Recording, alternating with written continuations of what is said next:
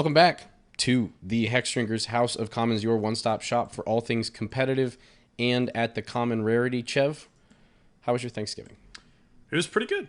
Ate a lot of turkey, had a lot of dessert. It was our weekly goal at work was for everyone to consume a plethora of Thanksgiving food, and I think I succeeded that. So hoping for a promotion soon. That does sound like you're really ticking all the boxes in terms of climbing up the corporate ladder. So Exactly. I'm happy for you. Doing what it takes to survive in this corporate environment. Maybe not happy for your waistline, but happy for you. Yeah, this season is not good for anyone's waistline, really, as we only get a few week break before it's Christmas cookies and frivolity. Yeah, we're in the eye of the storm right now. We think it's going to be okay, but we're about to just get hit by another. Now's the time to pick a new diet and stick with it for 10 days and then give up once you get home for the holidays. Yep. That's it. And then New Year's, and then we will all quote unquote go to the gym. Exactly. The New Year's that number. Well, last time we covered Jumpstart, and we've exhausted finally all the product releases for the year. So there's not too many big. Well, for cPDH. Don't forget that Commander starter decks also come out December 2nd. Bet you forgot that was a thing. Ha. Hard to forget something was a thing when you didn't know it existed in the first place. Got him. Well, great. I'm sure we'll talk about that on the other podcast. But for now, we're just doing other stuff. So we thought we would... It's the holiday season, Chev. And I was thinking it's a time for us to maybe write ourselves a little wish list. Maybe send up to... cPDH Santa and see what's going on. So today we're gonna talk about the DDB, the database, if you will, the kind of crystallized knowledge of the meta currently for cPDH, and we're gonna discuss a little bit. But I think part of the fun of this is we're gonna inspect and see if there's anything that we're missing, things that we want to see get up onto that database, and kind of how we expect that to go as people continue to brew, and what sort of gaps we can shore up. Now, luckily, Chev, actually on this show, we have someone who's a member of the database committee. So maybe that person... Really? Where? Maybe that person, if they were gracious enough, could step forward and just briefly explain the database and kind of how it functions and what the current situation is with new decks coming in and out. Because I don't have that info because I'm not that person. Spoiler alert. Yeah, it does limit the options a bit. So the deck database, which you can find over on cpdh.guide or budgetbrews.club, is a list of all of the approved cPDH decks that have gone through the approval process with the deck database committee. I threw a lot of acronyms and words at you, but the end goal of this kind of database and list of decks is to be a good starting point for people who want to try a new cPDH strategy, are new to the format, or just want to see what is out there with some of the top brewers in the format as a whole. So that is the kind of the database is the end result of everyone putting time and effort into these builds, working through try-hard leagues, working through PDH home-based leagues, anything to kind of show a deck is a step above and fits in at the competitive PDH spectrum, and then that gets submitted and put through the deck database process. Now that process comes in from the Budget Brews server, where once you feel like your list is competitive, it's racked up some wins in whatever leagues, or it's seen play and you feel confident in it, you submit it for review from the deck database committee, of which I am a part. And then 3 or more committee members will kind of go over your deck, see what works, what doesn't, what are improvements we can make, trying to make sure your vision is realized to the highest competitive potential. And once that happens, we decide whether or not the deck is competitive enough to make it onto the database. So that's kind of the whole cycle of how these decks get added. Sounds like a bit of jargon to me, but I'll let it slide since you're my co-host. But yeah, I guess... You have big, strong deck. You put it in a special place for people to say, yes, this is a big, strong deck. And if it is, it gets put into the internet forever. Fair enough.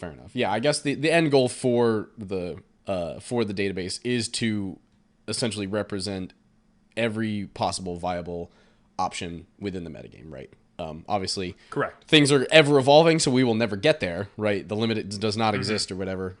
Quote your mean girls as you will, but that is the goal. We are hoping to be as close to that as possible at any given point. Yes, and the idea being even as we've started to see trends in cPDH 2, where the format's gotten a little bit more aggressive recently, we've seen that kind of flow input of decks into the database, as opposed to a lot of the control from the beginning.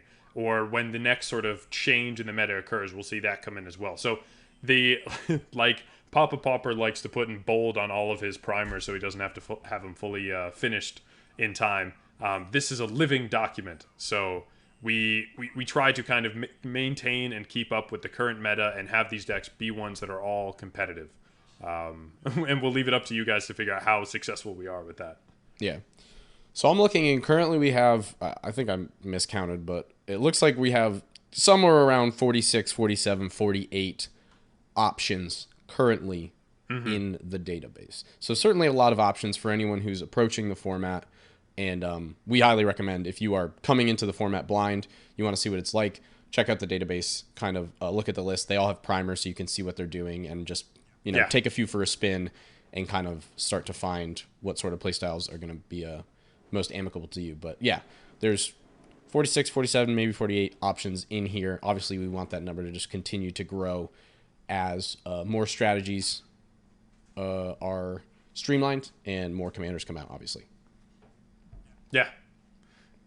Yeah. I would also say, especially for new players that are new to the format, a lot of the lists that come from the tryhards people, so be it Clay or Papa Pauper, or people who are participate in those leagues, also Puzzlebox, those creators also create video content. So a lot of the times on some of these lists that have been through the gauntlet a lot, you'll find gameplay videos as well, so you can see really how it works in action, which can be a incredibly valuable resource when you're kind of getting used to this for the first time. As we kind of saw and talked about last, I think a couple episodes ago, with Puzzlebox's win with Gretchen Titchwillow and cEDH, you might not be ready for the interaction or the cards to watch out for at cPDH. So being able to see what cards you're playing and which cards are scary can be incredibly helpful for just getting started, because this is competitive, so things might go a little bit more fast-paced than your table EDH game. Yeah. Well, as you were talking, and I was only moderately paying attention, I was doing some counting. That's fair. And my first wish list is my first thing that I'm going to put on our wish list to cPDH Santa. I want to see some more white decks in the database. There is obviously a heavy prevalence of blue and black. I counted there is 39 of our 47 lists have either blue or black, and 29 of those 39 have blue. So, we're a little biased here in terms of color balance. So I would love to see specifically some more white decks in here. We are getting more white decks recently. Barrowin of Clan Under is actually the most recent one that I'm seeing. Yeah. Brunner Battlehammer, which we have talked about on the show, and of course Abdel Adrian is probably the one that's made the biggest splash so far. But I want to see more and more of those white decks coming in, so that it's more properly a color pie as opposed to one little slice. Yeah, and some of that stuff too, it's kind of hard, but it's gotten easier with the focus. The Eye of Sauron, or WotC, however you want to kind of interpret it, has taken a look at white in EDH, and now we're finally starting to see value accrue at white to bring it up to par with these other ones. Because while it might be very nice to see more white in the database, it requires white to be worth having. We've had this conversation before of, like, if a strategy is not as good as separate colors, kind of like Vinemare, then it's hard for that one to really gain steam. But I do agree that we've seen more white recently. We saw some of the new white sort of draw. We've seen new white removal aspects. And I think I talked about it on our last episode as well. But there is a deck coming in the pipeline currently that I think has a strong chance of making it onto the list. And it's a Illuminator Virtuoso deck, which is that double strike conniver from New Capenna. The chance is there for more white, but it's just a matter of time. Yeah, I think there's a couple things actually that have been going for white. One, like you said, Wizards has been actually just printing better white cards. So now we are starting to hit somewhat of a threshold of just, okay, now we're actually playing all good cards in our base white decks, as opposed to some good cards and some cards that frankly we would rather not. And also I think something, if you look, the database is roughly organized chronologically. So if you look towards the back end, the older decks, if you will, there's a lot more of the blue and especially the blue-black lists. And as the meta has shifted, we've seen definitely more red come in, but we've seen more white come in because as we're moving away from more dirtily and combo-focused lists that is, blue-black's kind of home turf and territory here. As things are getting more aggressive and as we're going more mid-rangey, white is kind of now finding its own niche in there. So that's great too. And of course that is supplemented by the fact that we're just getting new good white cards. Yeah. Right. Many things are leading into this, but Deck Santa can tell you that we will probably see more white decks in future. I hope so. Well, here's list number 2, and I think this is a shared item on our list. 2 lists that I think both have white that we need on here, as we've discussed, are Satyr Enchanter and Aethersworn Sphinx. Yeah. There's something, and this has kind of come up recently in our a committee, is there's an idea of upkeep that comes with any sort of kind of list. I know Crash does it with the tier list and kind of goes through kind of regularly to see which decks fall into which tiers or whatever. And while we're not suggesting that system, we are talking about, when decks fall out of competitiveness, what happens to them, or more specifically at what kind of happened with the Satyr Enchanter list. If a creator no longer wants their list on the database or just stops providing upkeep for a list, which totally understandable given the rate of new cards that now come out. What is the process for making sure we maintain a suitable list for that commander and understand that that is part of the meta? Satyr Enchanter is probably the best green-white deck that could exist in cPDH given the amount of resources that exist for that archetype. And the fact we haven't seen someone kind of try to crack that nut again is very surprising. If I wasn't on the committee, I'd probably spend my time trying to make another list, but it's all I can do to look at the new list coming out and maintain the my list on here, which is the Duskmantle Guildmage combo deck. So we really need that list on there. And then Aethersworn Sphinx, my God, it's really put up numbers, especially in the recent stuff we've seen on the Possibility Storm channel. I know that creator keeps his list a little close to the chest.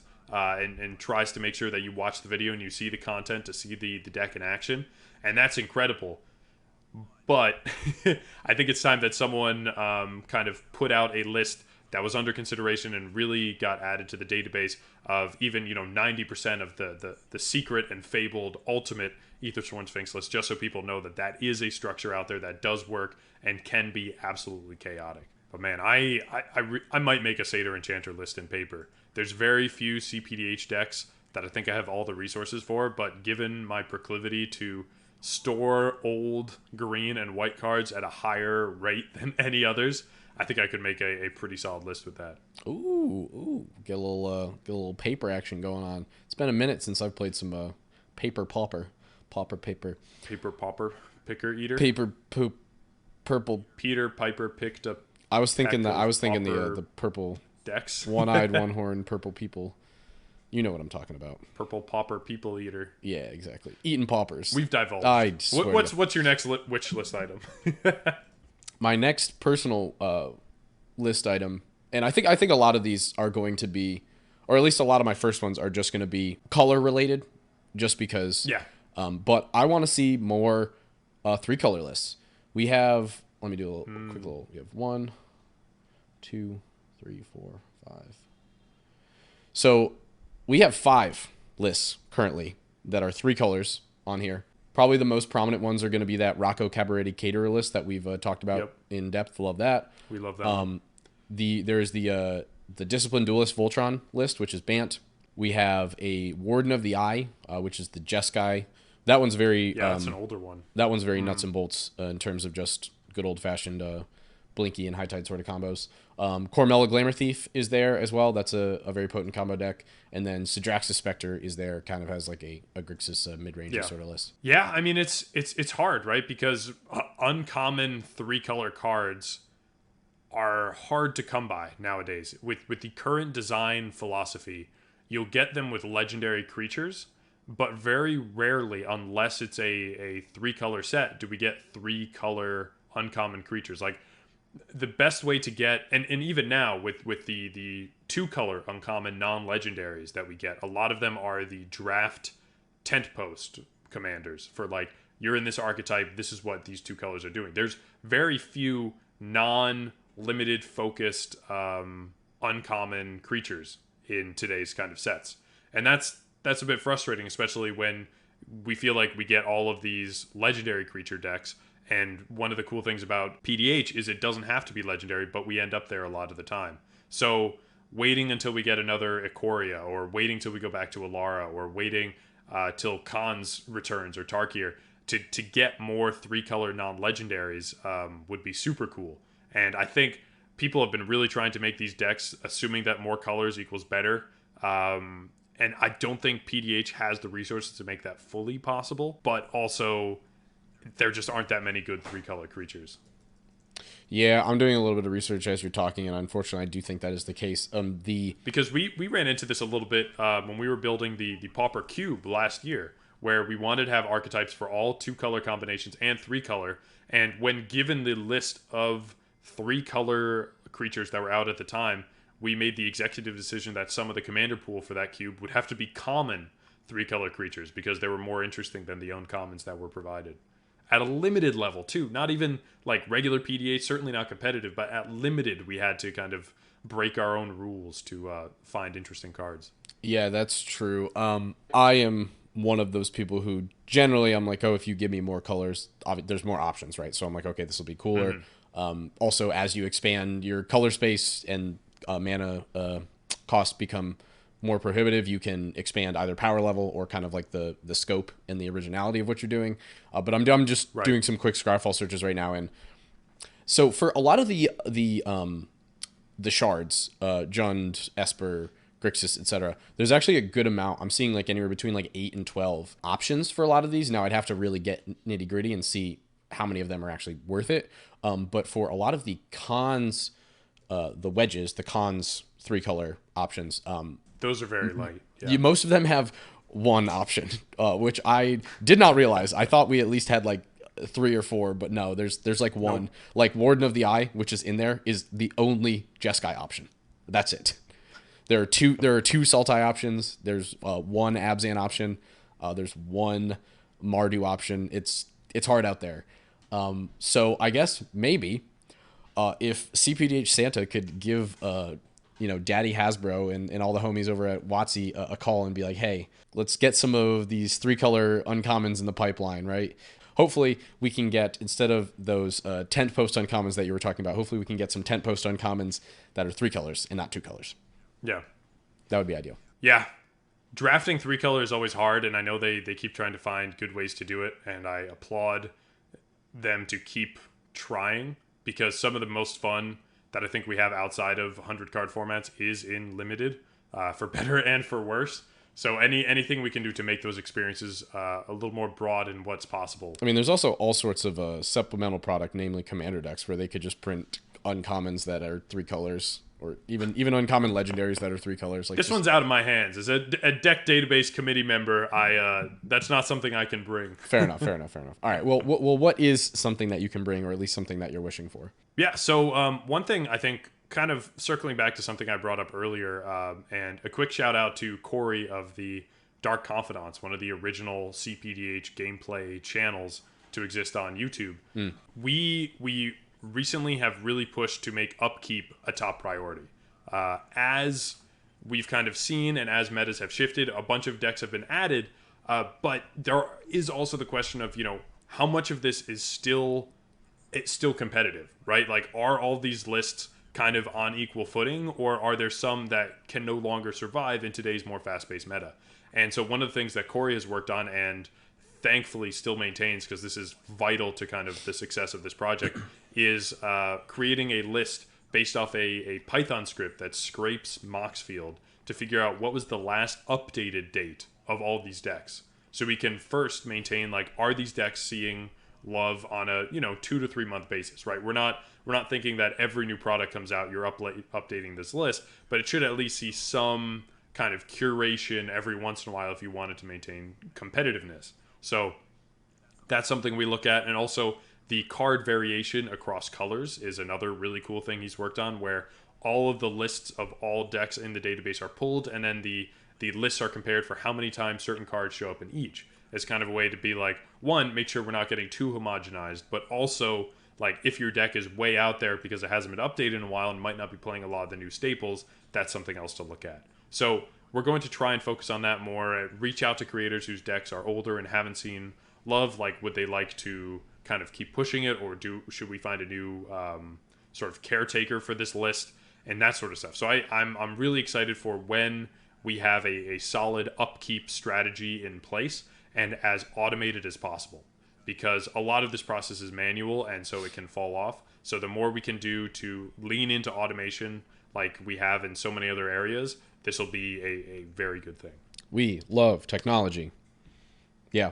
I think that's generally for the best. Yeah, I would love to see that happen for sure. I definitely think that there is obviously no shortage of new cards and good cards that to be considered. So I want to see these being implemented in lists, or obviously being used to create new lists. And as someone who got power crept out of the database, Sailor's Bane, which we talked about last episode, coming in and getting rid of Cryptic Serpent, it's kind of quintessential to the format that we make sure we are keeping everything, that we're running a tight ship, right? That we're making sure that everything. If we want to be the de facto resource, we have to build that trust in the community that knows picking one of these lists will give you a good chance at winning in a competitive format.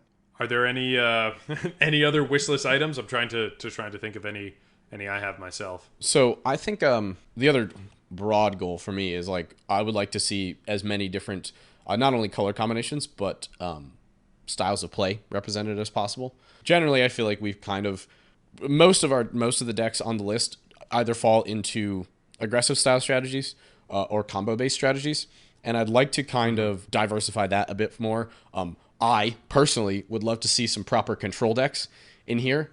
It'll be interesting to see how they're implemented, of course. Maybe they just end up winning with a combo anyway, and maybe people would define a lot of decks that I call combo decks as just control decks, but they just have a combo win. Yeah. But you know, having that kind of typical third rock paper scissors would be nice. I just also would like to see what like a truly competitive PDH control deck looks like. But I think for me, I want to see more like aristocrat style decks. I very much liked the Mayhem Devil list that we saw a couple weeks ago. Yeah. And I've game objects. Yeah, and I've been gushing about Hero of the Dunes ever since we had our set review and also our pre-release. So that's a list that I'm looking into, and if I don't make it happen, someone else please do. But I definitely think I would like to see more aristocrat style lists existing on the database. Yeah, I think something with that is as we talked about, kind of like white coming into its own a little bit at the lower rarities. Recursion seems to be what they're kind of pushing. Small creature recursion in white. We saw it with a few of the cards from Brothers War. We've seen it with the white Jumpstart on common and Hero of the Dunes, kind of bringing back small things. Because I think if we're going to see aristocrats actually work as a deck type, it's going to need a strong recursive piece in the command zone, because the pieces that exist to recur at common are incredibly limited. We've got a few good sack outlets, but in order to kind of really get those engines running, the ability to bring things back is kind of tantamount. And that is where I think competitive and otherwise PDH decks struggle. I agree. Yeah, I'd say we're probably pretty good to wrap this up shortly. Any last minute thoughts? But I would say if you haven't checked out the database already, one, I'm surprised you found us. So you should tell us where you heard about us if you don't know about the deck database committee, or the deck database itself, really. But it's worth checking out, and we do, now that it's not a every 3 months deck release cycle, they kind of get added as the decks get reviewed. There's always going to be something new on there every couple weeks. Right now, there's 4 decks or 5 decks in the submission list, and we're going through them now to find out which ones will make it onto the database. And that is usually the case because some of these really come from prolific brewers who keep coming up with new things, who we kind of have a soft limit on, 1 deck per brewer per submission. and some people, just keep churning them out, and they're all amazing. But we constantly get an influx of new stuff, so keep your eye out for that. And yeah, but think about if there's a deck that you're passionate about and you want to kind of take it to the next level, see what it takes, and then maybe submit to the database. More propaganda. More propaganda. Chev, is there a list that you're passionate about and that you want to maybe, I don't know, talk to us about maybe in a segment like the deck of the week? I've got a fun little deck of the week. Deck of the week.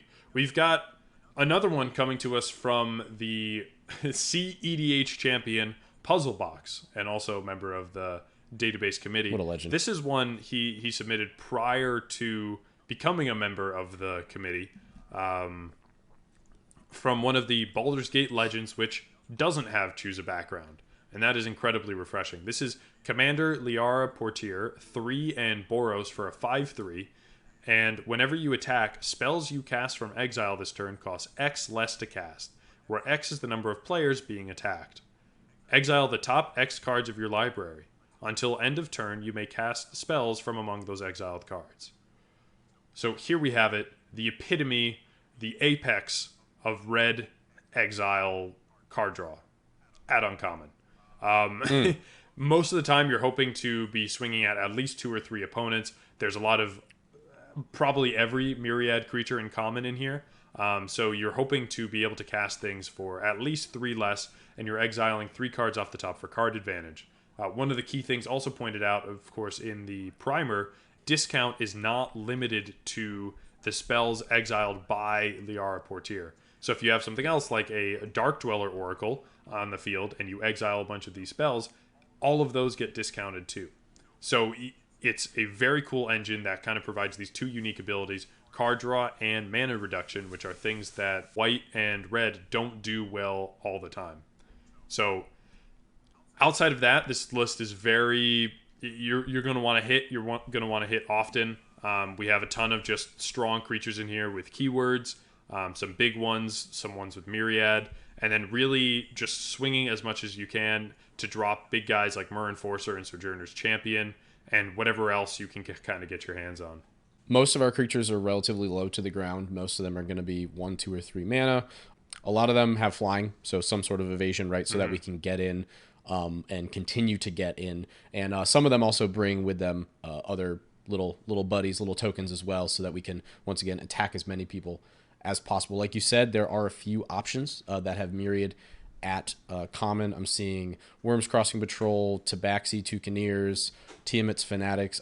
I really butchered every single word that I just said in the past 30 seconds, but we're definitely going to be maximizing the amount of mana that we're getting off.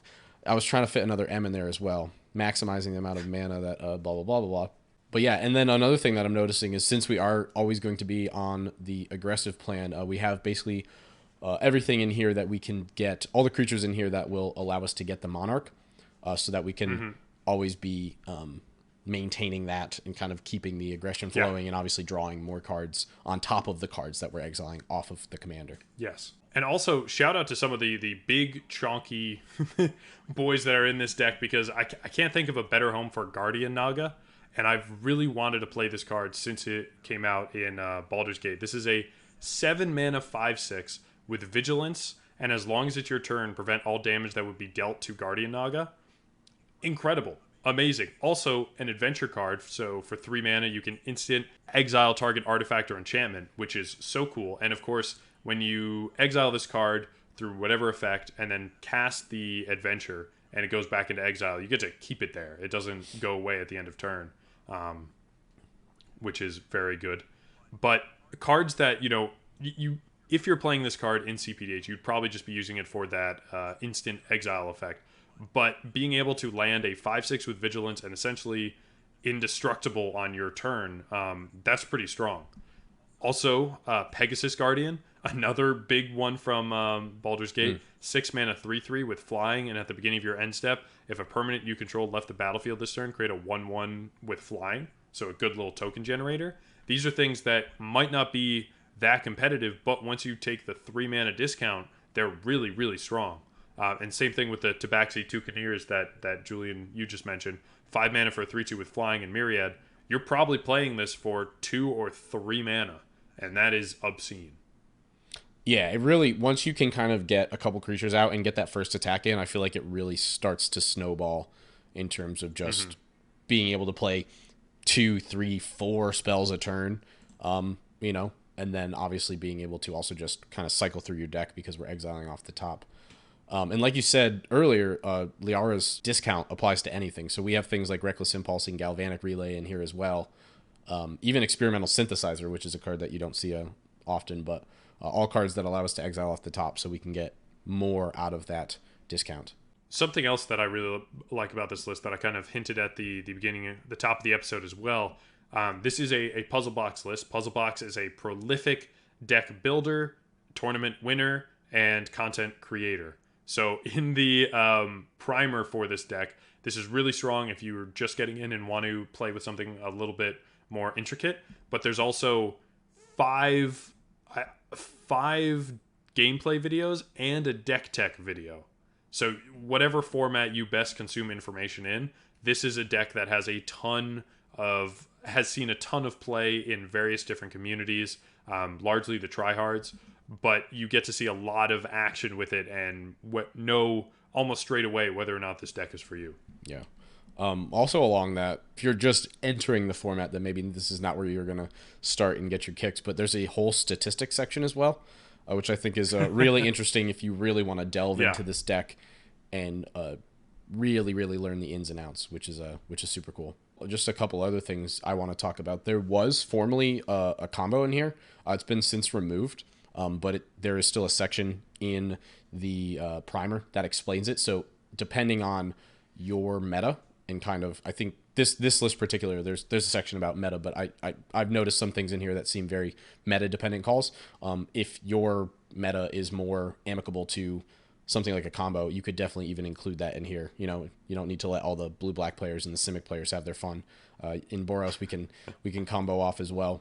I think the last thing I would just want to talk about is we're playing a whopping 34 creatures in here, some of which bring other creatures with them, or they myriad or whatever. And we're not playing any of like the stereotypical white enchantments that usually would neutralize our opponent's threats. I already forgot the name of the one that we just got. But we are playing a few enchantments here, namely Angelic Renewal and Fanatical Devotion are both super cool enchantments. Angelic Renewal, 1 and a white. Whenever a creature is put into your graveyard from the battlefield, you can sacrifice Angelic Renewal, and if you do, return that card to the battlefield.